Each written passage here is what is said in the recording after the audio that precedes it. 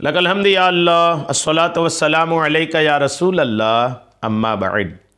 सिलसिला है नाजरीन के पूछे गए सवालों के जवाब देने का। नाजरीन में से एक ने हमारे किसी वीडियो के कमेंट्स में ये पूछा है कि तहज्जुद की नमाज जब हम पढ़ते हैं तो नमाज तक तो ठीक रहता है, नमाज के बाद जब दुआ करते हैं तो दुआ में नींद आ जाती है और फिर हम सो जाते हैं। तो दुआ में नींद आ जाना और फिर सजदे की हालत में दुआ करते हैं तो वही सो जाते हैं फिर, और वो नींद की खुमारी में भी दुआ करते रहते हैं।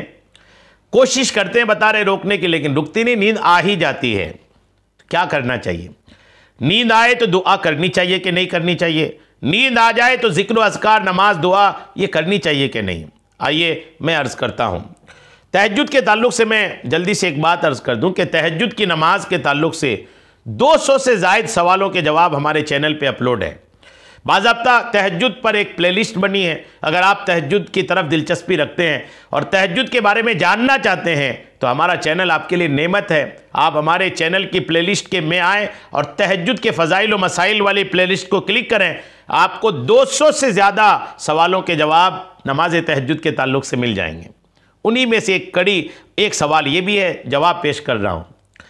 अल्लाह ताला ने कुरान पाक की सूरह निसा की आयत नंबर 43 में इरशाद फरमाया है, या अय्युहल्लज़ीना आमनू ला तक़रबुस्सलात व अंतुम सुकारा हत्ता तालमू मा तक़ूलून।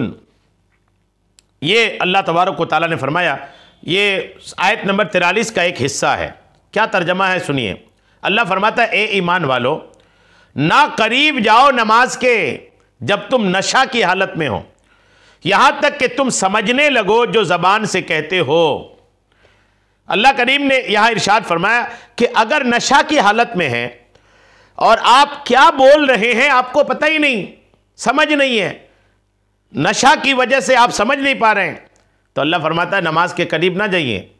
जब नशा की हालत छट जाए, आप समझने लगे कि आप क्या बोल रहे हैं, क्या कह रहे हैं, तब आइए नमाज की तरफ। इस आयत की तफसीर में, ये तो कुरान की आयत हुई, इसकी तफसीर दुर्र मंसूर में 2 कौल मनकुल है। आइए मैं वो आपको सुनाता हूँ। इमाम फरियाबी, अब्द बिन हुमैद बिन जरीर बिन मुंजिर और इब्ने अबी हातिम ने इस आयत की तफसीर में हज़रत इमाम ज़हाक रहमतुल्लाह ताला अलैह से ये कौल नकल किया है कि यहाँ शराब मुराद नहीं है, नशा जो है इससे शराब मुराद नहीं है, बल्कि नींद की बेहोशी मुराद ली है। काय की बेहोशी? नींद की बेहोशी। यानी अगर नींद की बेहोशी आए, नींद का खुमार आए, नींद का गलबा आए, नींद आ रही हो, तो अल्लाह फरमाता है नमाज के करीब ना जाइए, पहले सो जाइए, नींद पूरी कर लीजिए, फिर नमाज की तरफ आइए।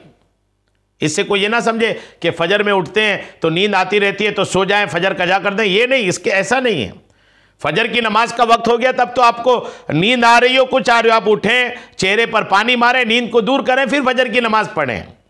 ये उन लोगों के लिए है कि नमाज पढ़ चुके हैं, नवाफिल पढ़ रहे हैं, तहज्जुद पढ़ रहे हैं या दुआ कर रहे हैं, ये उन लोगों के लिए। फ़र्ज़ नमाज अगर जा रही है, वक्त हो गया है, नमाज का वक्त जा रहा है, आपको नींद आ रही है, तो किसी तरह अपनी नींद ख़त्म करें, फिर नमाज पढ़ें। ये नवाफिल वगैरह के लिए है। क्या फरमाया? या फिर वक्त अगर बचा है, जैसे नींद आ रही लेकिन अभी वक्त बचा है, सो के उठ के नमाज पढ़ लेंगे, तब तो सो के उठ के नमाज पढ़े। लेकिन वक्त जा रहा है और नींद का गलबा है, तब फिर किसी तरह नींद को ख़त्म करें। नींद ख़त्म करने के बहुत तरीके हैं। इस आयत में जो अल्लाह करीम ने फरमाया, इस पर मजीद एक कौल और देखिए। एक तो इमाम फरियाबी का आपने सुना, और इमाम अब्द बिन हुमैद ने हज़रत इब्ने अब्बास रदियल्लाहु ताला अन्हुमा से ये रिवायत नकल की है कि यहाँ सुकारा से मुराद नींद है। जी हाँ, वह अंतुम सुकारा जो है कुरान पाक की इस आयत का लफ्ज़, ये सुकारा से मुराद, इब्ने अब्बास का भी कौल है कि नींद मुराद है इससे। मतलब इमाम बुखारी ने हज़रत अनस रदियल्लाहु ताला अन्हु से रिवायत नकल की है कि रसूल करीम अलैहिस्सलाम ने फरमाया, जब तुम में से किसी को नमाज में नींद आ जाए तो नमाज छोड़ दे और सो जाए, यहां तक कि ऐसी हालत में नमाज पढ़े कि जो वो कह रहा है उसे उसका इल्म हो। गौर कीजिए, यानी जब तक ऐसी हालत आप पर गालिब रही कि आप पर नींद का गलबा है और आप समझ नहीं रहे कि क्या कह रहे हैं क्या नहीं कह रहे हैं, आपको अपनी बात समझ में नहीं आ रही क्या कह रहे हैं, तो अल्लाह फरमाता है नमाज भी ना पढ़ें, सो जाएं। अब इससे क्या समझ में आया? दुआ ये भी एक अहम चीज़ है। मतलब आप कुछ क्या कह रहे हैं क्या नहीं कह रहे ये समझ नहीं है तो नमाज नहीं पढ़ें। तो जब नमाज पढ़ने से मना कर दिया गया नींद के गलबा के वक्त, तो आप गौर कीजिए दुआ। तो आपके लिए बेहतर यही है कि अगर नींद का गलबा आपके ऊपर हो रहा है तो आप उस वक्त दुआ ना मांगें, सो जाएं। चूंकि दुआ जब मांगेंगे ना, तहज्जुद का वक्त है, मांगना कुछ चाहिए, कुछ मांग लिए।